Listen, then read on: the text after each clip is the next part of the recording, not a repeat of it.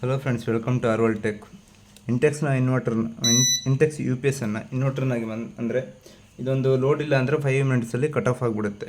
So ಈ ಒಂದು ಆಪ್ಷನನ್ನು ನಾನು ಬೈಪಾಸ್ ಮಾಡಬೇಕಂತ ತುಂಬ ಯೂಟ್ಯೂಬಲ್ಲಿ ಹುಡುಕಿದಾಗ R19 ರೆಸಿಸ್ಟೆನ್ಸ್ ಬಗ್ಗೆ ತೋರಿಸ್ತಾ ಇದ್ರು ಎಲ್ಲ ಕಡೆಗೂ. ಸೊ R19 ರೆಸಿಸ್ಟೆನ್ಸ್ ಈ ಸರ್ಕ್ಯೂಟ್ ಬೋರ್ಡಲ್ಲಿ ಎಲ್ಲೂ ಸಿಕ್ಕಿಲ್ಲ ನನಗೆ. ಒಂದು ರೆಸಿಸ್ಟೆನ್ಸ್, ಒಂದು ಬೀಪ್ ಬಜರ್ ಹತ್ರ ಒಂದು ರೆಸಿಸ್ಟೆನ್ಸ್ ಇತ್ತು, ಅದನ್ನು ತೆಗೆದು ನೋಡಿದ್ರೆ ಅದು R19 ರೆಸಿಸ್ಟೆನ್ಸು. ಅದನ್ನು ಓಪನ್ ಮಾಡಿದಾಗ ಕಂಪ್ಲೀಟ್ ಸರ್ಕ್ಯೂಟ್ ಆಫ್ ಆಯಿತು. ಸೊ ಅದು ಅಲ್ಲ. ಹಾಗಾಗಿ ಮತ್ತೆ ನಾನು ತುಂಬ ಪ್ರಯತ್ನ ಮಾಡಿದಾಗ ಇದರಲ್ಲಿ ಅಂಥದ್ದು ಯಾವುದೇ ರೀತಿಯ ಒಂದು R19 ರೆಸಿಸ್ಟೆನ್ಸನ್ನು ಓಪನ್ ಮಾಡಿದ್ರೆ ಆಟೋ ಕಟ್ ಆಫ್ ಇದು ಬೈಪಾಸ್ ಮಾಡಲಿಕ್ಕೆ ಆಗಲ್ಲ ಅಂತ ಗೊತ್ತಾದಾಗ ನಾನು ಇದನ್ನು ಸ್ವಲ್ಪ ರಿಸರ್ಚ್ ಮಾಡಿ ನೋಡಿದಾಗ ಗೊತ್ತಾಯಿತು, ಇದಕ್ಕೊಂದು ಬೇರೆ ರೀತಿ ರೆಸಿಸ್ಟೆನ್ಸನ್ನು ಕೊಟ್ಬಿಟ್ಟು ಅದಕ್ಕೆ ಒಂದು ಸಿಗ್ನಲನ್ನು ಕೊಡಬೇಕು. ಇಲ್ಲಿ 2.3 ವೋಲ್ಟ್ ಸಿಗ್ನಲನ್ನು ICಗೆ ಕೊಟ್ಟಾಗ ಅದು ಸ್ಟೇಬಲ್ ಆಗಿ ರನ್ ಆಗುತ್ತೆ. ಅದಕ್ಕಿಂತ ಕಡಿಮೆ ಆದ್ರೂ ಆಫ್ ಆಗುತ್ತೆ, ಅದಕ್ಕಿಂತ ಜಾಸ್ತಿ ಆದ್ರೂ ಆನ್ ಆಗುತ್ತೆ. ಇದು 0 ವೋಲ್ಟ್ಗಳಲ್ಲಿ ಸೆನ್ಸ್ ಮಾಡುತ್ತೆ. ಅದು 2.30, 32 ಇದ್ರೇ ರನ್ನಿಂಗಲ್ಲಿರುತ್ತೆ. 2.28 ತನಕ ಆನ್ ಆಗುತ್ತೆ. 2.26, 24 ಬಂದ ಕೂಡಲೇ ಆಫ್ ಆಗುತ್ತೆ. ಆಮೇಲೆ 2.5 ವೋಲ್ಟ್ ಬಂದ್ರೂ ಆಫ್ ಆಗುತ್ತೆ, ಜಾಸ್ತಿ ಆದ್ರೂ ಆಫ್ ಆಗುತ್ತೆ. ಸೊ ಅದು ಸರ್ಕ್ಯೂಟ್ ಹೇಗೆ ಕೊಟ್ಟಿದ್ದೀನಿ ಅಂತಂದರೆ, ಟ್ರಾನ್ಸ್ಫಾರ್ಮರಿಂದ 4 ವೈರ್ ಬಂದಿರುತ್ತೆ. ಒಂದು ಕಾಮನ್ ವೈರು 160 ವೋಲ್ಟ್, ನಿಮಗೆ ಮೆಟೀರಿಯಲ್ ತೋರಿಸ್ತೀನಿ ನೋಡಿ. ಇದು 160 ವೋಲ್ಟ್, ಆಮೇಲೆ 115 ವೋಲ್ಟ್, ಆಮೇಲೆ 140 ವೋಲ್ಟ್. ನೀವು 160ಗೆ 140 ಯಾವುದಕ್ಕೂ ಕೊಡ್ಬೋದು. ನಾನು 140ಗೆ ಕೊಟ್ಟಿದ್ದೀನಿ. ಒಂದು ರೆಸಿಸ್ಟೆನ್ಸು 100 ಕಿಲೋ ಓಮ್ಸ್ ರೆಸಿಸ್ಟೆನ್ಸು ಒಂದನ್ನು ಒಂದು ಕಡೆಗೆ ಎರಡನ್ನು ಜಾಯಿಂಟ್ ಮಾಡಿಬಿಟ್ಟು ಒಂದು ಕನೆಕ್ಷನನ್ನು ಇಲ್ಲಿಂದ ಇಲ್ಲಿ ಒಂದು 10 ಓಮ್ಸ್ ರೆಸಿಸ್ಟೆನ್ಸಿಂದ ಜಂಪ್ ಆಗಿರುತ್ತೆ. ಸೊ ಇಲ್ಲಿ ಕೊಟ್ಟರು ನಡೆಯುತ್ತೆ, ಇಲ್ಲಿ ಕೊಟ್ಟರು ನಡೆಯುತ್ತೆ. ಸೊ ಇಲ್ಲಿ ಒಂದು ರೆಸಿಸ್ಟೆನ್ಸ್ 100 ಓಮ್ಸ್ ರೆಸಿಸ್ಟೆನ್ಸನ್ನು ಕನೆಕ್ಟ್ ಮಾಡಿದ್ದೀನಿ. ಅದೇ ಇನ್ನೊಂದು 100 ಓಮ್ಸ್ ರೆಸಿಸ್ಟೆನ್ಸನ್ನು ಇನ್ನೊಂದು ಟ್ರಾನ್ಸ್ಫಾರ್ಮರ್ ಒಂದು ಕಡೆಗೆ ಕಾಮನ್ ವೈರ್ಗೆ ಒಂದು ಕೊಟ್ಟಿದ್ದೀನಿ, ಒಂದು 140 ವೋಲ್ಟ್ಗೆ ಒಂದು ಕೊಟ್ಟಿದ್ದೀನಿ.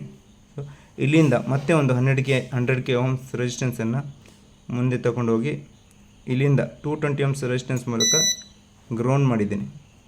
ಅಂದರೆ ಇದರ ಒಂದು ಕಾಮನ್ ವೈರ್ಗೆ ಕೊಟ್ಟಿದ್ದೀನಿ ಗ್ರೌಂಡ್. ಇದು 220 ಓಮ್ಸ್ ರೆಸಿಸ್ಟೆನ್ಸ್. ಅದರ ನಂತರ ಇದು ಬೈಪಾಸ್ ಸಿಗ್ನಲ್.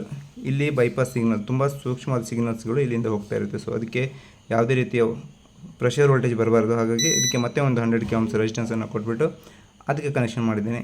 ಮುಂಚೆ ಹೇಗಿತ್ತು ಅಂದರೆ, ಇಲ್ಲಿಂದ ಇದಕ್ಕೆ ನೋಡಿ ಎಷ್ಟು ಚಿಕ್ಕ ಕ್ವಾರ್ಟರ್ ವ್ಯಾಟ್ಗಿಂತ ಚಿಕ್ಕ ರೆಸಿಸ್ಟೆನ್ಸನ್ನು ಕೊಟ್ಟಿದ್ದಾರೆ. ಅಂದರೆ ತುಂಬ ಸೂಕ್ಷ್ಮವಾದ ಸಿಗ್ನಲ್ಸ್ಗಳನ್ನು ಇದು ಕೊಟ್ಟಿದ್ದಾರೆ.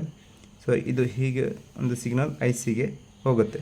ಸೊ ಈ ಥರ ಒಂದು ಸರ್ಕ್ಯೂಟ್ ಮಾಡಿದಾಗ ಇವಾಗ ಎಷ್ಟೊತ್ತಾಯಿತು ನೋಡಿ, ಇನ್ವರ್ಟರ್ ಆನ್ ಇದೆ.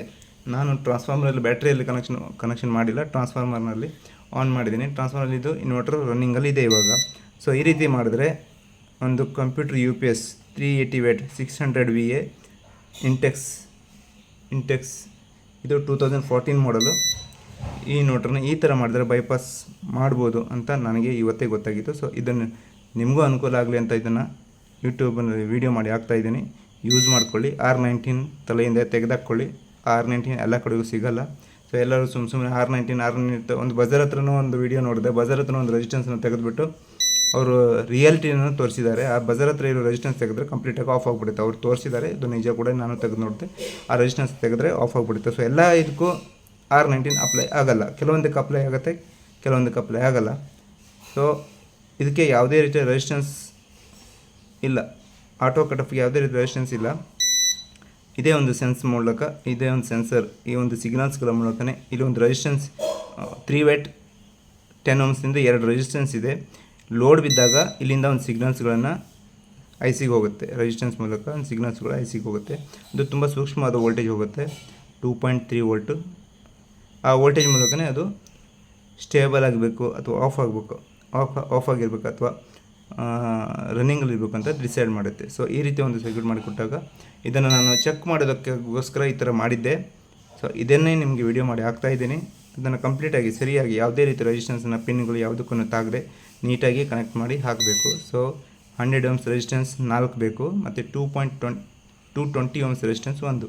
ಇದು ಕಾಮನ್ ಆಗಿ ಒಂದು 100 ರೆಸಿಸ್ಟೆನ್ಸ್ಗೆ ಅದರ ಮೂಲಕ ಇನ್ನೊಂದು ಸಿಗ್ನಲ್ಸ್ಗೆ ಹೋಗುತ್ತೆ. ಇನ್ನೊಂದು ಎರಡು ಕಡೆ ವೋಲ್ಟೇಜ್ ನ್ಯೂಟ್ರಲ್ ಫೇಸ್ಗಳಿಂದ ಒಂದು ಕಾಮನ್ ಆಗಿ ಒಂದು 100 ಓಮ್ಸ್ ರೆಸಿಸ್ಟೆನ್ಸನ್ನು ಕೊಟ್ಬಿಟ್ಟು ಒಂದು ಕನೆಕ್ಷನ್ ಮಾಡಿರ್ತೀವಿ, ಅದಕ್ಕೆ ಒಂದು ಕೊಡಬೇಕು.